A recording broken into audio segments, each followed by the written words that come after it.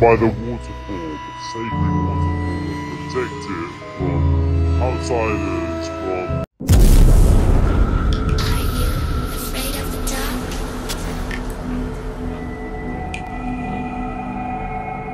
Hai Jigeners, ketemu lagi sama aku Fani dan Heretsu. Halo. Dan juga Kang Sari. Halo. Seperti biasanya, kita akan memberikan asupan horor untuk para Jigeners semuanya. Kali ini kita masih akan membahas kiriman video seram. Dan untuk Jigeners semuanya yang memiliki video seram yang nyata, kalian juga bisa kirimkan melalui email rame.jigana@gmail.com. Oke Jigeners, sebelum lanjut mereaction videonya, jangan lupa untuk subscribe dan nyalakan lonceng channel kita. Oke. Langsung aja Karetsu, ada siapakah di pengirim pertama? Dari Inpipop ID. Oke. Satu ritual yang selalu dilakukan jelang proses panen tebu untuk produksi gula. Ada yang tahu ritualnya? Atau masih dilakukan di daerahmu? Ya, di pabrik gula ya, yang lagi viral banget nih. Filmnya. Pabrik gula. Tapi ada ritual apa sebelum panen tebu tuh atau mau menanam tuh ya? Oh, ini dia gimana, ritualnya.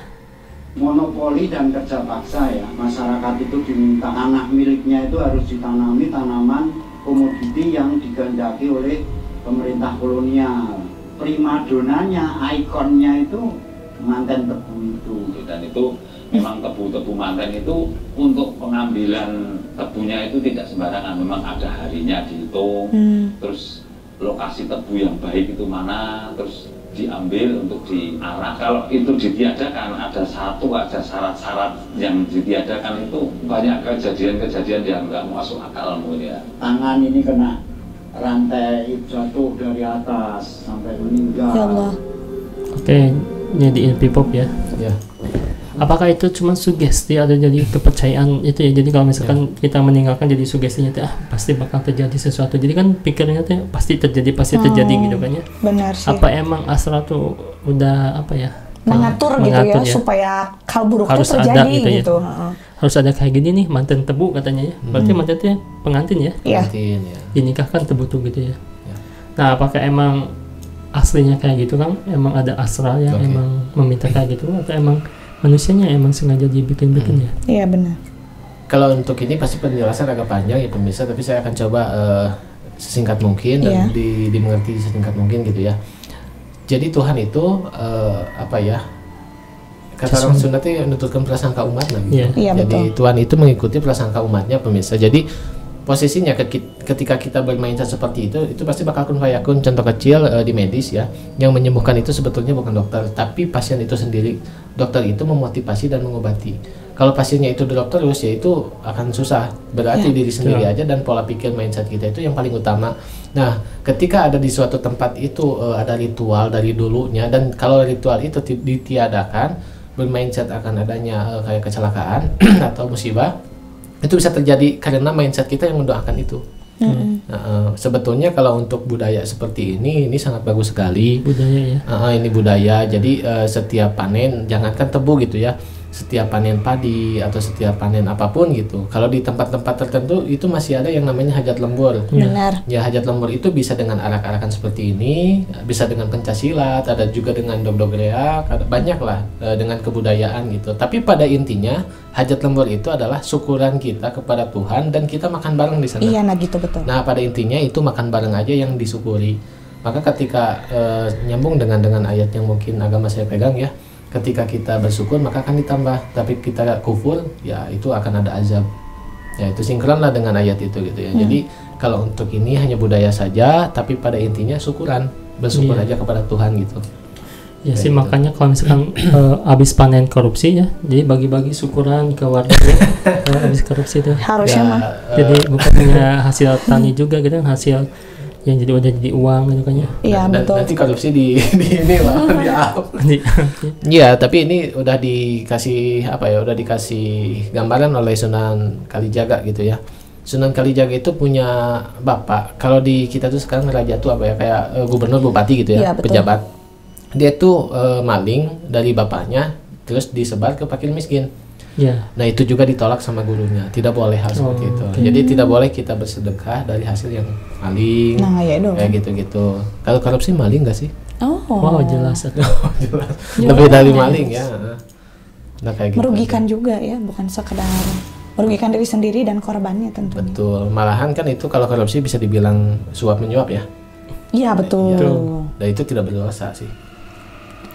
Ya memang tidak berdosa, dari keterangannya juga kalau yang suap menyuap itu langsung ke neraka. Oh iya betul. Jadi tidak berdosa, kalau berdosa kan dia bisa taubat nanti. Iya betul. Ancaman juga langsung neraka itu. Iya benar. Aku Jadi berdosa langsung ya. sih. Aku Tidak berdosa berdosa bisa tapi bertobat langsung ya. masuk ke neraka itu mah.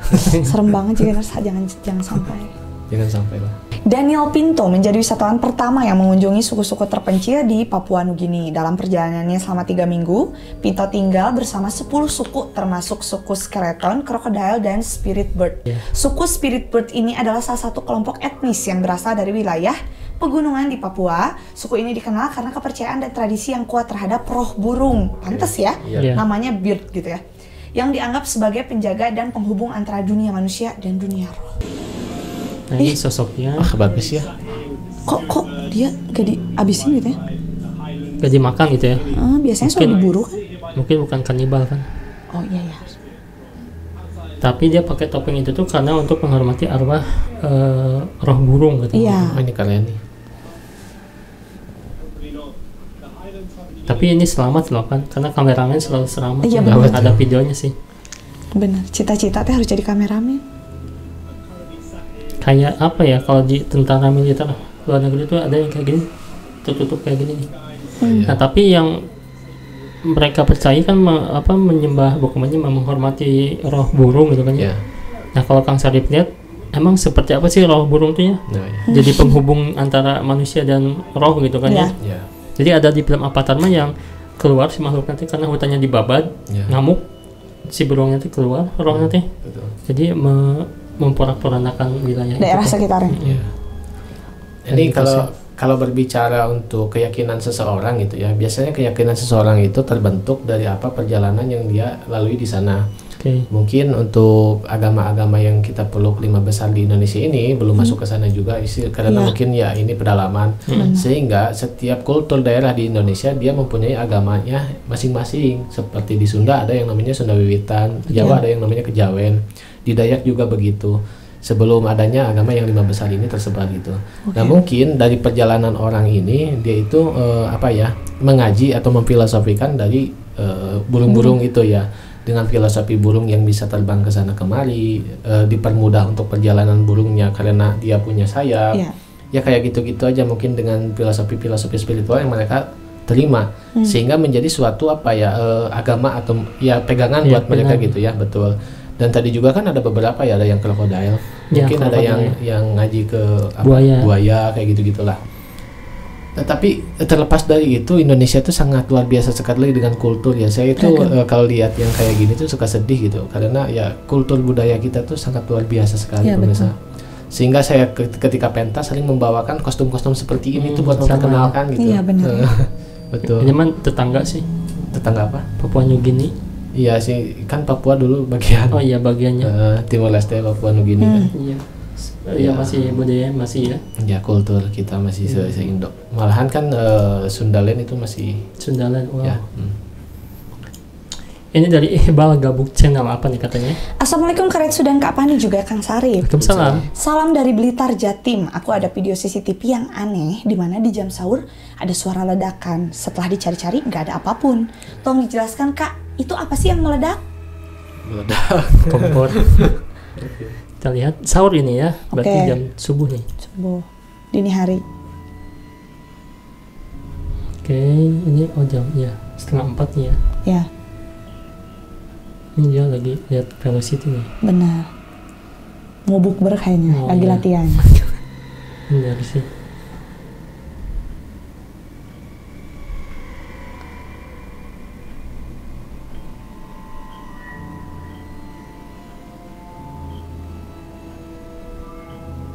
Mana ini teh?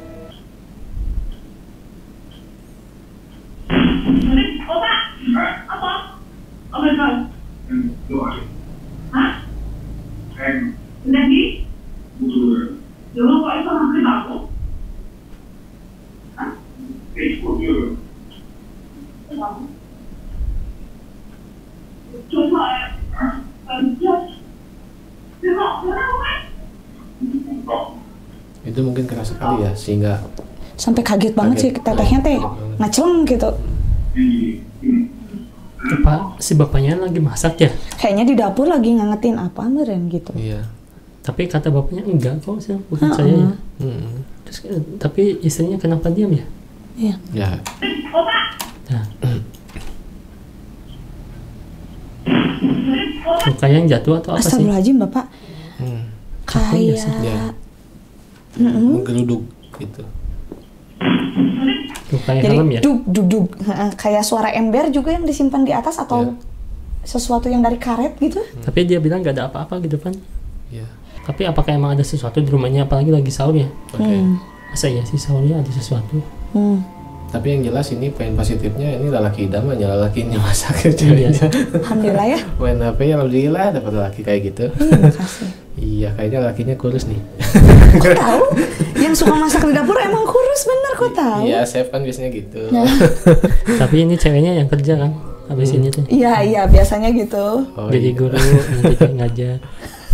Oh, kok kayak familiar gitu ya. Lain siapa ini? Oh, bukan Oke. ya.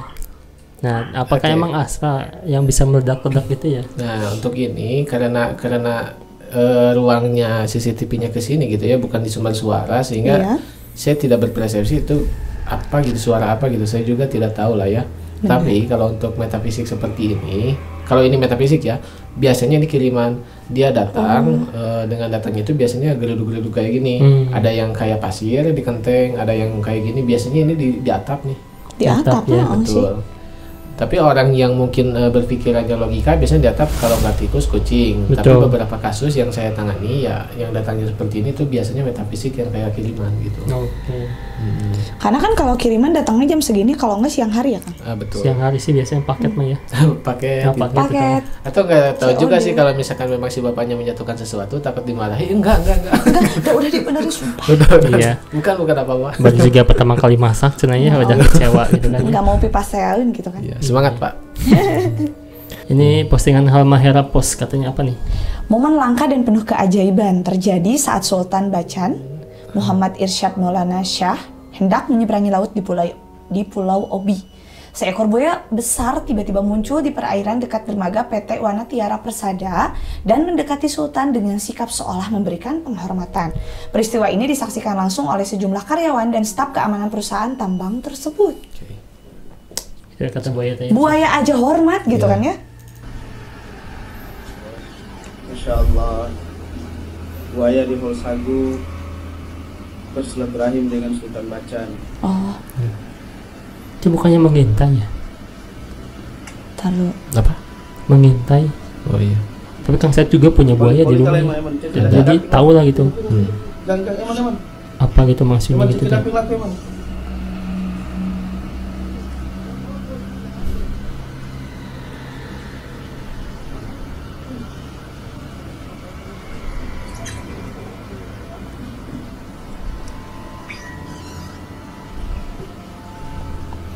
Dia udah pergi ya? Masya Allah.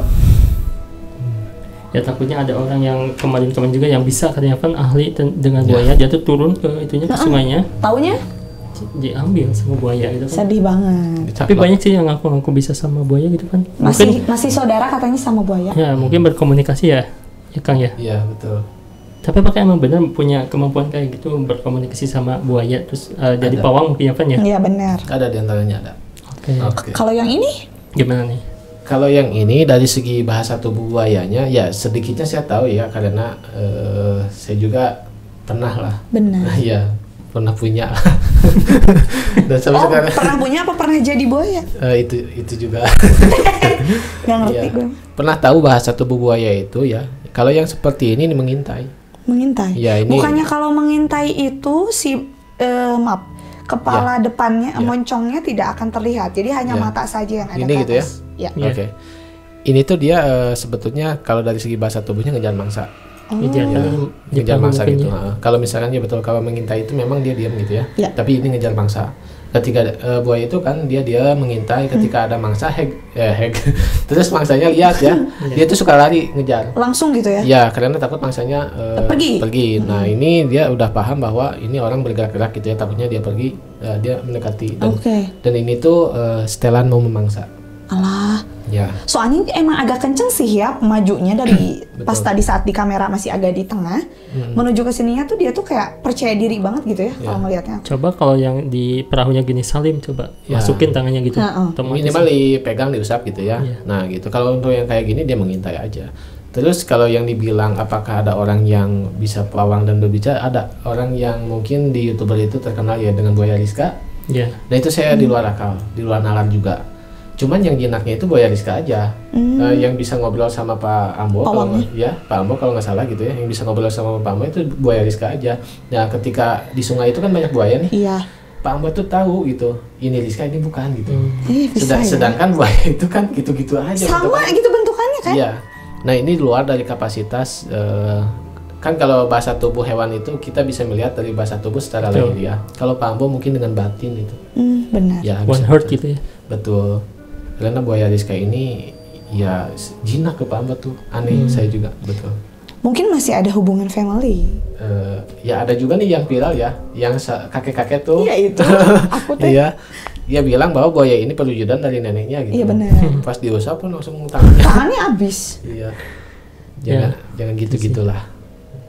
Nah, siapa yang pacarnya Rizka tuh bisa menaklukkan buaya ya?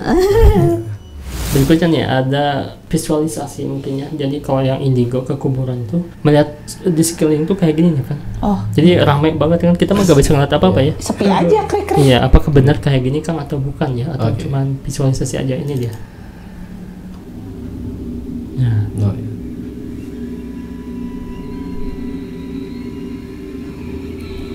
Ronghok. Jadi padat gitu ya. Iya. Tuh.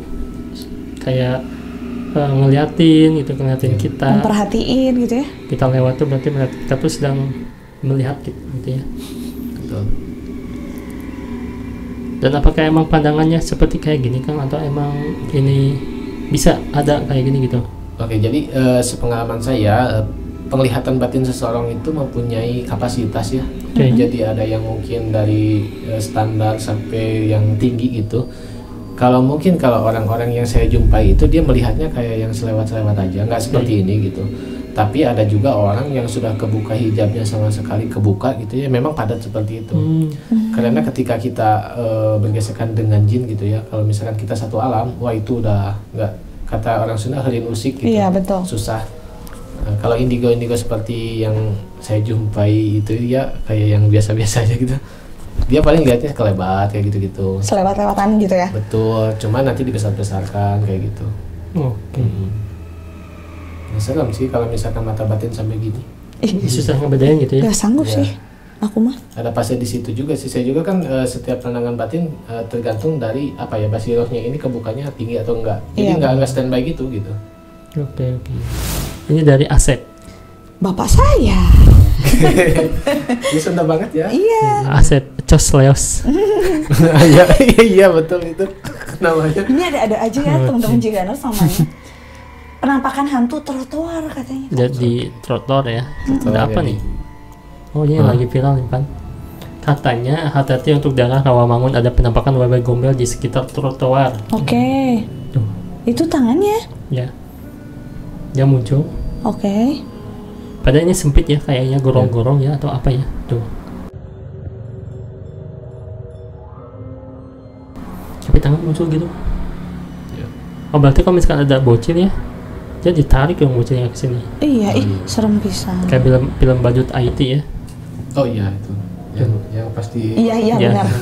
Jangan sekali-sekali ke badut. Tapi emang tangan sih atau hewan sih? Kayak tangan. Tangan. Tuh. Tangan sih. Orang sih. Gitu-gituan. Ih kalau kata aku mah ini mah bukan wewe gombel. Tapi manusia aja. Yang sedang apa? Manusia gombel. Manusia gombel. Yang mungkin siangnya habis mengemis. Atau dia rumahnya di bawah gitu kan? Kadang istirahat tuh di situ ngitung duitnya di bawah. Pengalaman setor ke Pani ya. Iya. Bisa aja kan? Iya. Tapi ini sempit ya sih, kita nggak tahu karena nggak zoom ke sana ya. Melihat keseluruhan juga ya. Iya. Tapi ini deket banget sih, kayak pohon gitu kan ya, kayak sempit banget gitu. Iya. Tapi ini captionnya wewe gombel cina. Pada ada di semak-semak sih. Iya. Tapi gimana nih Kang? Ini mungkin kalau caption buat FYP aja kali ya. Benar. Iya, ada orang yang mungkin hidup di bawah golong-golong itu memang ada ya. Salah satunya kuda-kuda ninja. Oh betul. Enggak sih, ini banyak kemungkinan ya, tapi yang jelas ini bukan asram. Banyak kemungkinan, ada kemungkinan juga orang yang membersihkan gorong-gorong, ada juga kemungkinan orang yang betul kata Kak Fani, ada yang tinggal di sana, ada juga yang maaf ya, tahu kan yang ngamen badut itu? Ya. Kalau dia misalkan ganti pakaian itu jarang di WC-WC umum, tapi di tempat-tempat kayak gini. Yang cepat aja gitu ya. Betul. Bisa jadi- dia udah cari uang di sebelah sini, langsung aja gantinya juga di sekitar situ. Gitu. Betul, dan diganti dengan pakaian yang sangat bagus sekali gitu ya. Mewah di pinggirnya mobil lagi parkir ya. Padahal mobil dia dari tadi kan. Iya. Ya ini orang aja sih. Tapi untuk motif dia di sana sih ya banyak opsi gitu, banyak Iya opsi. sih. Iya benar. Ini golong-golong. Oke. Ini dari jejak sendal jepit katanya. Asli nyata. Asli nyata bukan settingan. Kami pun sangat panik tiba-tiba muncul kuntilanak padahal ikan sudah dapat banyak. Wow, berarti di ikan ya. Tukang mancing ya. nih. Oh ya, mancing mania.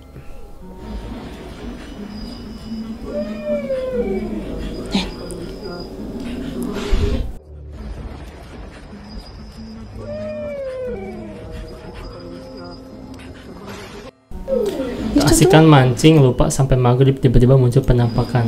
Ya, ini ya. Ini nggak nanggung gitu ya, sekalian aja tutup semuanya gitu sama Iya. tulisan. Jadi nggak kelihatan Iya. kunti ini. Gerak-gerak di atas pohonnya, tapi kalau misalnya settingan susah nih naiknya gimana ya? Betul. Iya. Tuh. Di pucuk. Pucuk betul. Ini suara apa sih? Kalau soalnya mesti yakin ya Jitan sih. ditempel. Oh, iya, Suara oke. burung hantu dia. Nah gitu tuh. Gitu-gitu ya goyang-goyang. Itu kayak di pohon mangga nggak sih Kang? Apa? Iya, Iya, itu pohonnya pohon. pohon mangga. Dan gede ya itunya, bisketnya. Ini kebetulan dikirimin sama istri sih. Oke. Jadi jangan mancing sampai malam cina gitu. Sampai maghrib. Masih di mana? Ini masih di rumah Kunti. Nanggung ini lagi diculik dulu cina. Iya. Kuntinya yang mana nih gitu. Iya. Kayak ingat itu ya yang di apa Sumedang tuh jalur Cadas Pangeran. Oh iya. Yang motornya doang yang enggak ada. Ular kuning ya. Enggak. Kemana Cina ya? Padahal ke istri yang muda ya. Tapi dia berhasil viral loh kalian. Iya Betul. keren sih. Kalau udah takut dia menyerahkan diri kan. Oke. Oke, mungkin ini dari caption dan video beda ya. Beda. Iya. Nah, dari caption dan video beda, dan untuk videonya ini saya tahu ini konten kreator siapa, dan mungkin ini kalau untuk video ya ini settingan gitu ya. Ya, betul. Biasa untuk edukasi dan sebagainya. Kemungkinan besar ini si istrinya menakut-nakuti sang suami karena suaminya sering Sering mancing mancing, ya. mungkin ya.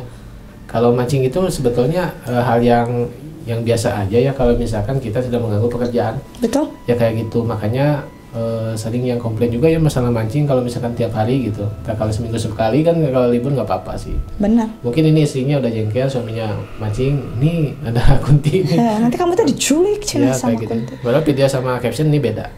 Beda ya? Nah, beda, ya betul. Ya kalau maksud aku masih banyak kok hobi yang lain, gak usah mancing ya. Apa tuh misalnya? Misalnya bawa istri jalan-jalan. Itu bukan hobi. Itu mah beban Ya itu. jadi astagfirullah, itu jadiin hobi dia dapat pahala gimana sih dia mah? Ya kan dia itu mencari hobi itu harus yang luar dari istri karena stres di rumah. Ini Iya. kalau dibawa stresnya dibawa. Stresnya ngikut gitu kan ya. Stresnya ikut. Enggak, tapi tidak selalu seperti itu ya.